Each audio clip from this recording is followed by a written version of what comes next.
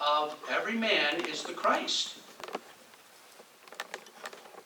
In turn, the head of a woman, or we might say the wife, is the man or the husband. In turn, the head of the Christ is God. So this doesn't apply that every man is the head of every woman. This applies in your situation. Craig, you are the one who does what? I have a definition here. Using sound judgment based on the Bible, takes the lead in a loving, kind way. Headship on the part of the husband includes supplying materially, spiritually, emotionally, and even recreationally for the needs of his family. So we're talking to you as the head, the new head of this new family. In just about 20 or 30 minutes, you will now assume that role as a loving leader in your family. Now, it doesn't mean that you have somehow more spirituality or more intelligence or more even lead-taking ability. You have been given that assignment. And Regina will find great refreshment as you say things like, let's do the daily text. Hey, let's do our Bible reading. Okay, let's have a prayer before we go to bed or first thing in the morning. Hey, it's the time for family worship. She will find great refreshment in that. It doesn't mean that, like from Shaw and I, we got married, we were living in Bethel, we had our first family worship. I was not raised around, I didn't have a father who was a Jehovah's Witness, Shaw did. And we sat down and I started the family worship like a Bible study. And she said, I'm baptized, you know.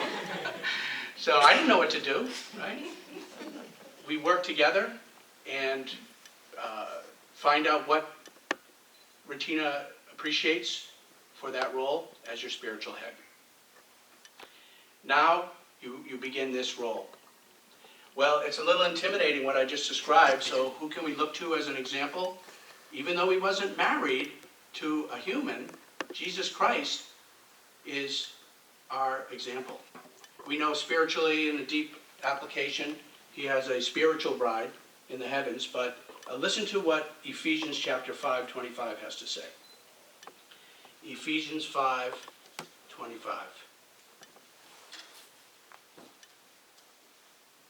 Here is the advice we can take away, correct? Ephesians 5:25 says, husbands, continue loving your wives, just as the Christ also loved the congregation and gave himself up for it. So the congregation or God's people feel refreshed by Jesus' leadership. Regina will feel refreshed as you take the lead. Verse 28 says, in the same way, just as Jesus did, husbands, Craig, should love your wife, Regina, as your own body. A man who loves his wife loves himself. 29 says, no man ever hated his own body, but he feeds and cherishes it, just as Christ does the congregation. So we know you'll do that. And it doesn't mean that we would treat our wife the same way we would treat ourselves in the sense of having more stamina perhaps, or strength. Saying, well, that's not fair, you have to do your part. No. Jesus Christ, of course, had tremendous abilities, but he never expected the congregation to perform the way he did. So we know you'll do that, and sometimes the congregation might need extra kindness, patience, a hearing ear, love. So too, your bride, your wife, Regina. There may be times where her emotional needs are higher, and there may be times where she might say something that's not coming out of who she is as a person. She may say something that's harsh. It's not the time to say, well, she said that, I'm going to say this back in return. No, men generally don't have those emotional ups and downs the way a woman does. So keep that in mind as the future. When you hear things and you think, that seems out of character, well, it is. It's not her as a person. And we never, ever want to retaliate. Jesus was unselfish, mild-tempered, refreshing, and he's our example as a head. So, never say a harsh word.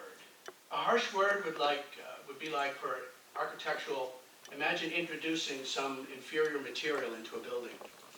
Maybe rotten timbers or some concrete that you know is not good. rebar that's rusty. That's like a harsh word or unkind act. And you know that would really unstabilize the foundation. So we know you won't do that. We've never seen that in you. But we just encourage you to continue to be the man that you are. In fact, speaking of that, maybe we can switch gears a little. What is the opposite of a man? What is the opposite of a man? Many of us would answer, a woman. But actually, the opposite of a man is a boy. So from this point forward, you won't be her boyfriend, right? Before you walked up, someone mentioned, oh, he's going to walk his mom down the aisle. And one of the little kids said, oh, mama's boy. And your best man said, not after the talk.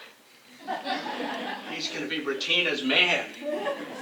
You see? So no longer a boy. The opposite of a man is not a woman.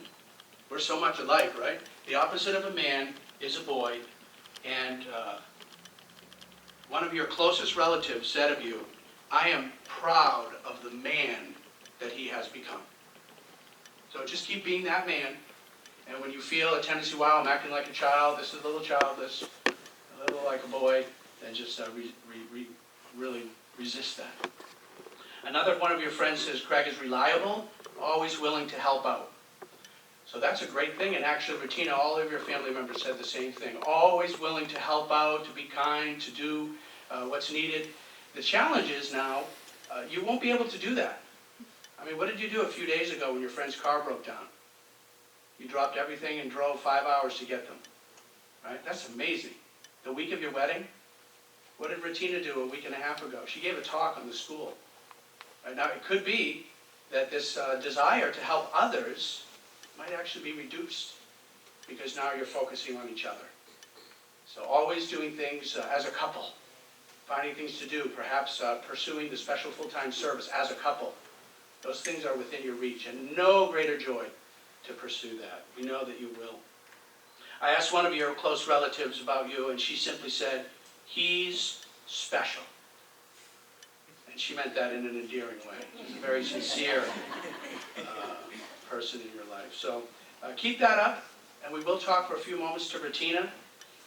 We said the opposite of a man is not a woman, it's a boy. Well, a man and a woman, in Jehovah's eyes, are very similar, equal. You have the same hope of everlasting life. You have the same value in God's eyes. One is assigned to take the lead, and one is assigned to submit to that lead. But otherwise, in God's sight, you're equal. There's no higher position. But there is some special advice. We're going to take a look at 1 Peter 3:7. 1 Peter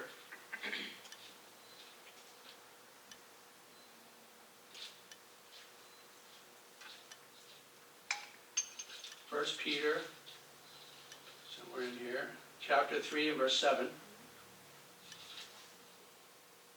It reads, you husbands in the same way continue dwelling with them according to knowledge, assigning them honor as to a weak vessel?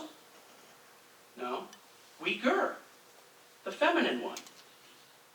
Since they are also heirs with you of the undeserved favor of life, in order for your prayers not to be hindered. So the Bible doesn't call Retina weak, or any wife or woman weak. In the culture in Tanzania, what I noticed is many of the women were stronger and more willing to reach out and work. They just jumped at that, right? But it could be that there is a feminine side that needs tenderness. And so Retina, as you acknowledge that and not try to keep up with your husband, and as you recognize that too, and not expect her. They have compared it to two glasses, one a coffee mug or a travel mug made of plastic that you have in your vehicle, compared to a wine glass. Both valuable. Maybe the wine glass you even put on a shelf and give it greater honor and protect it, but the same purpose, get refreshed, right? So we know you two will do that. One of your friends, Retina, one of your relatives actually says she's really good at making friends. She's approachable. She cares about her parents. She's humble, smart, funny, good qualities, tireless, cares for her family, does things for others. One of your little Wadogo said, she spoils us. Right? She's caring. She's the sweetest aunt I could ever have. She's lovable. She does everything we ask her to do. Wow, well, it will be difficult to do that from a distance, right? So now your focus will be on your new family, your husband. Here's also something that the Bible points out in Ephesians 5. We're going to go back to Ephesians. And we're in chapter 5, verse 22. 5:22, let wives be in subjection to their husbands as to the Lord. Verse 23, because a husband is head of his wife, just as the Christ is head of the congregation, he being a savior of this body. In fact, as the congregation is in subjection to the Christ, wives should be to their husbands in everything. So this is not derogatory, Bettina. This is not a slavery or servitude.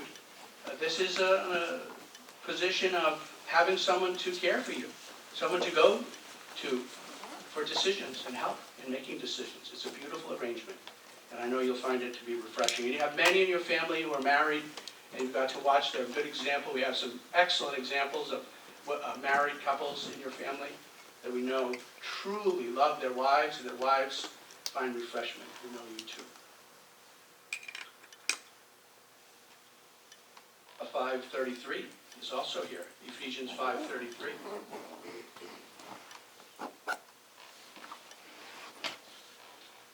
It reads, nevertheless, each one of you must love his wife as he does himself. On the other hand, the wife should have deep respect for her husband.